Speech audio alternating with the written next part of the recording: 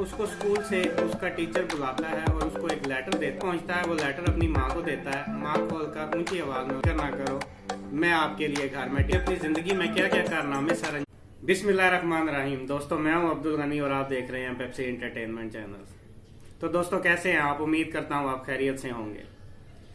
आज एक छोटी सी स्टोरी आपके साथ शेयर करते हैं।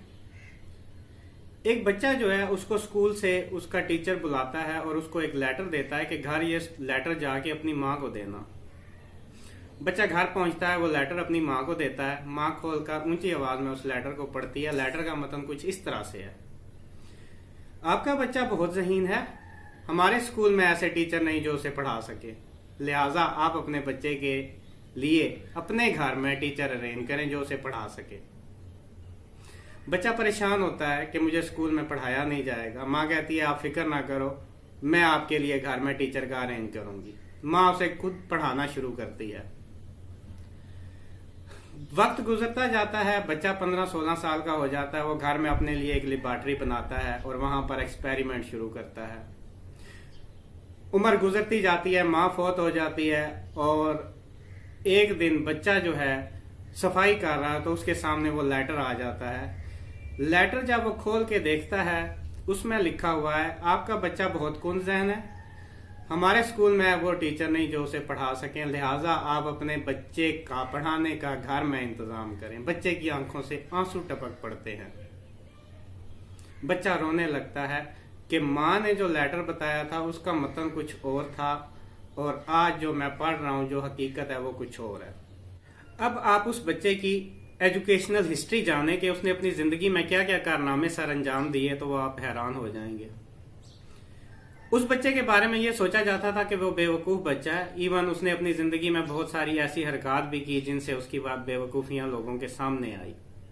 एक दफा उसने एक चिड़िया को देखा जो कि कीड़े मकोड़े खा रही है। वो सोचने लगा कि कीड़े मकोड़े खा के चिड़िया उड़ सकती है, शायद उसमें ये एबिलिटी इस वजह से आई कि वो कीड़े मकोड़े खाती है। तो इंसान भी अगर कीड़े मकोड़े खाना शुरू कर दे तो शायद वो भी उड़ने लगे।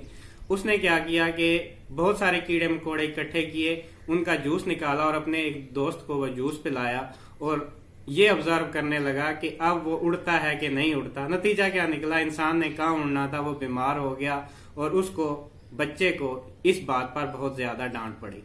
एक दफा यही बच्चा बैंक में बिल जमा करवाने जाता है और जो बैंक का कैशियर है वो इस बच्चे से इसका नाम पूछता है तो वो कंफ्यूज हो जाता है। इस बच्चे को इस काबिल भी ये बच्चा नहीं होता कि वो वहां कैशियर को अपना नाम बता सके।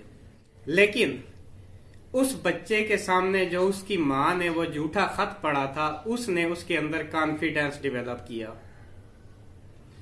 और वो उस सदी का ग्रेट साइंटिस्ट बना। उसने सबसे ज्यादा इजादात की और बल्ब उसकी सबसे बड़ी इजाद है। जब वो बल्ब बना रहा था तो वो हजारों दफा फेल हुआ। उससे कहा गया कि आप हजारों दफा नाकाम हुए। उसने कहा नहीं, मैं हजारों दफा नाकाम नहीं हुआ, मैंने हजारों ऐसे रास्ते ढूंढे जिससे बल्ब नहीं बनाया जा सकता। और हजारों दफा नाकाम होने के बाद उसने एक बहुत बड़ी इन्वेंशन की।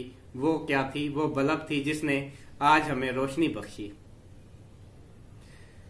वो हजारों दफा नाकाम हुआ, लेकिन उस माँ की जो वर्डिंग थी ना कि वो एक ज़हीन बच्चा है, उसने उसे अंदर से उकसाया, उसे हारने नहीं दिया, उसे हर दफा कोशिश करने पर उकसाया। जी हाँ, आप ठीक सोच रहे हैं, Thomas Edison the great scientist. आप देखें, वो हजारों दफा हारा लेकिन उसने अपनी हिम्मत नहीं हारी। और हम एक दफा नाकाम होते हैं तो हिम्मत हार जाते हैं। जिंदगी में कामयाब होना है तो कभी हार नहीं मारनी। Never give up, try and try, आखिरकार आप कामयाब हो जाएंगे। तो थॉमस एडिसन और ऐसे हजारों लोग हैं जिन्होंने अपनी जिंदगी में बहुत सारी नाकामियां देखी लेकिन हिम्मत नहीं हारी और उसके बाद एक कामयाब आदमी बने। Thank you very much.